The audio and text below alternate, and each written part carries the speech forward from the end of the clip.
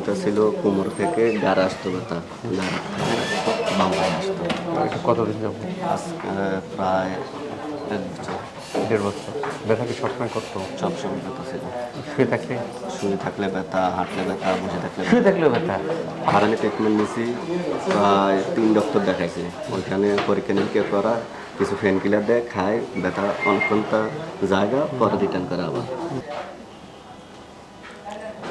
বিসমিল্লাহির রহমানির রহিম।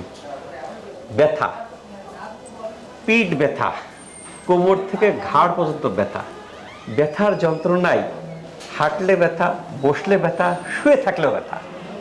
আমরা সাধারণত কি করি যে শুয়ে থাকলেই ব্যথা কমে যায়, ব্যথা থেকে রিলিভ হই। কোনো কোনো ক্ষেত্রে দেখা যায় কি যে না, শুয়ে থাকলেও ব্যথা করে। আপনার কি ব্যথা কোথায় ছিল? জি স্যার, আসসালামু আলাইকুম। আমি বাহারাইন প্রবাসী, আমাদের গ্রামের বাড়ি কচুয়া চাঁদপুর। আমি দীর্ঘ 1 বছরের উপর আমি ব্যথা নিয়ে ভুগতেছি। কোমর ব্যথা, কোমর থেকে গাড়া ব্যথা, গাড়া থেকে বাম পায়ে ব্যথা। কত বছর যাবত? 1 বছরের উপরে। আচ্ছা, তারপরে কি করা? তারপর আমি বাহারাইনে কয়েকজন ডাক্তার দেখাই, দেখার পরে দিয়ে ওরা পরীক্ষা নিরীক্ষা করে আমার কিছু ওষুধ দেয়, ওষুধ খাওয়ার পরে ব্যথা চলে যায়, পরে আবার রিটার্ন করে। পরবর্তীতে আমি ওইখানে কোনো চিকিৎসা উন্নত পাইছি না। পরবর্তী আমি বাংলাদেশে আছি। তারপর আমি 3জন ডাক্তার দেখার পর দিয়ে ওরা এমআরআই করা, পরীক্ষা নিরীক্ষা করা, আবার ওষুধ দেয়, ওষুধ দিলে ওষুধ খাইলে ব্যথা চলে যায়, পরে আবার রিটার্ন করে। পরবর্তীতে আপনার ভিডিওগুলো আমি অনলাইনে দেখি, দেখার পরে 4-5 দিন দেখতে দেখতে পরে আমার কই না, আমি শশী হাসপাতালে যাব, যাই ওইখানে আমি চিকিৎসা নিব। পরে আমি এখানে আসছি 1 তারিখে, আজকে 10 দিন। আলহামদুলিল্লাহ। আমি আগে আমার কোমর থেকে গাড়া ব্যথা আসতো, গাড়ার থেকে বাম পায়ে ব্যথা আসতো। আমি এখানে 10 দিন ট্রিটমেন্ট নেওয়ার পরে আলহামদুলিল্লাহ এখন পুরো আমি সুস্থ। পুরো সুস্থ? জি স্যার। আগে শুয়ে থাকলে ব্যথা হতো, এখন শুয়ে থাকলে ব্যথা হতো, হাঁটলে ব্যথা হতো, বসে থাকলে ব্যথা হতো, দাঁড়িয়ে থাকলে ব্যথা হতো, দাঁড়া থাকলে ব্যথা হতো। এখন যে দাঁড়ায় আছেন ব্যথা আছে? জি না স্যার। একটু হাঁটেন তো দেখি ব্যথা হয় কিনা। হাঁটেন, এই পাশে আসেন।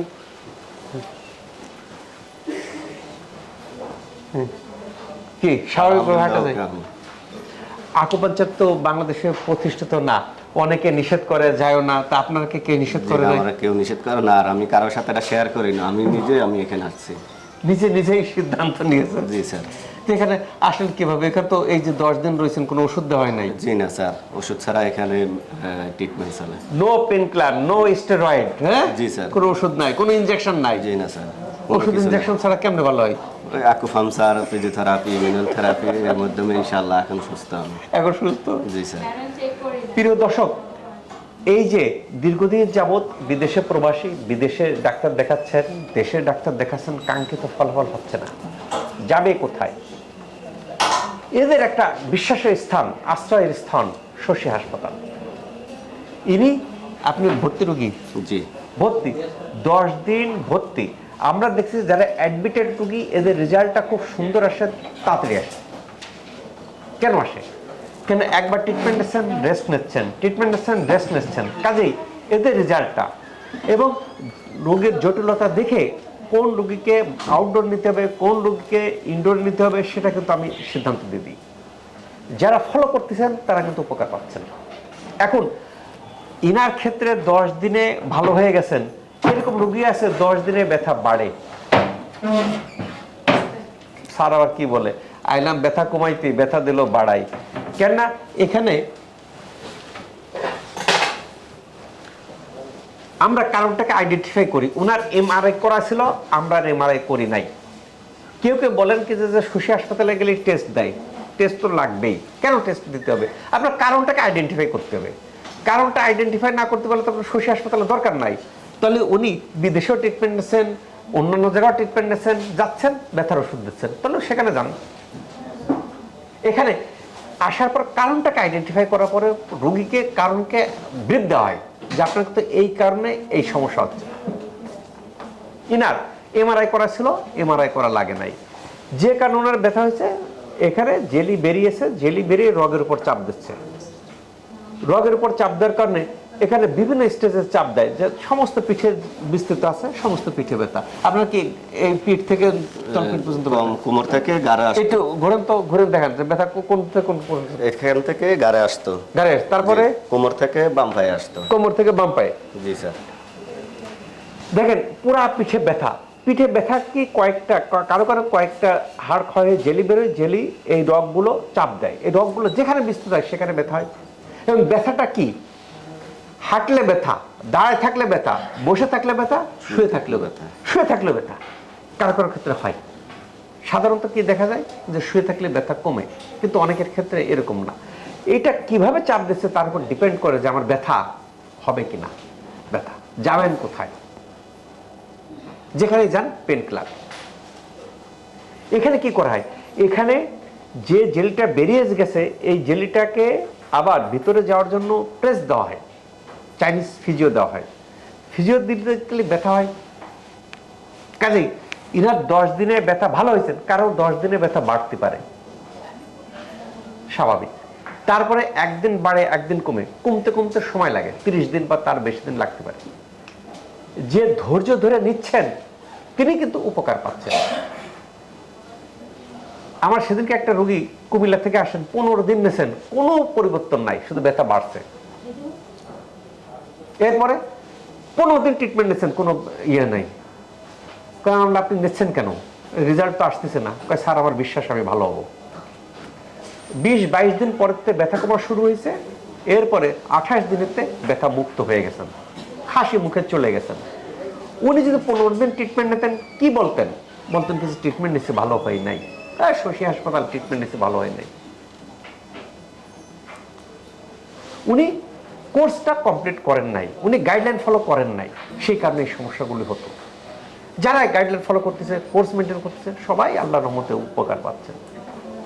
এখন আবার ইনি দেশে বিদেশের ডাক্তার দেখিয়েছেন, ডাক্তার দেখাতে দেখাতে একেবারে ফেড আপ হয়ে গেছেন।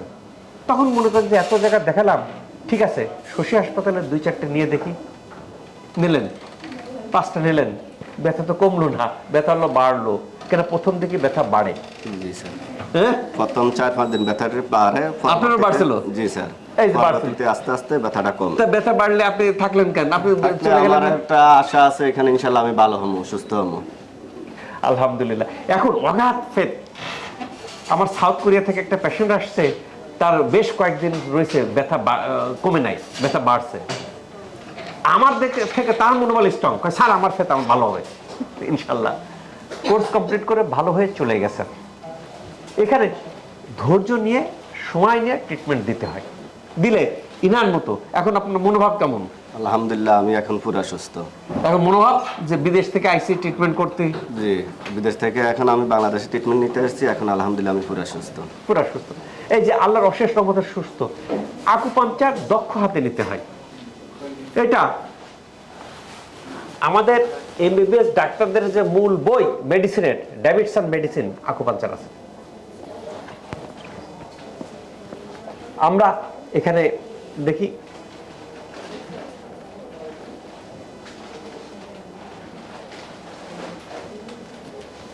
এখন অনেক ডাক্তার, কনসালটেন্ট, প্রফেসর পেশেন্ট এখানে রিফার করতেছেন, যে ক্ষেত্রে বিশেষ করে সার্জারি একবার করতেছেন রেজাল্ট আসতেছে না, 2বার করতেছেন পিএলআইডি রেজাল্ট আসতেছে না, প্রফেসর টুক করে পাঠিয়ে দেন যে চলে যাও শশী হাসপাতাল। এইখানে আসতেছেন ভালো হয়ে ব্যাক করে চলে যাচ্ছে।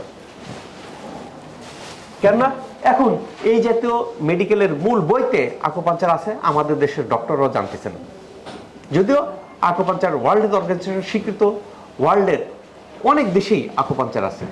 আমাদের পার্শ্ববর্তী ইন্ডিয়াতে আছে, থাইল্যান্ড আছে, সিঙ্গাপুর আছে, কানাডা আছে, ইউএসএ আছে, সব জায়গায় আকুপাঞ্চার আছে। শুধু ধৈর্য ধরে আপনাকে কোর্সগুলো কমপ্লিট করতে হবে। এই সম্পর্কে বিস্তারিত আমার ওয়েবসাইটে দেওয়া আছে।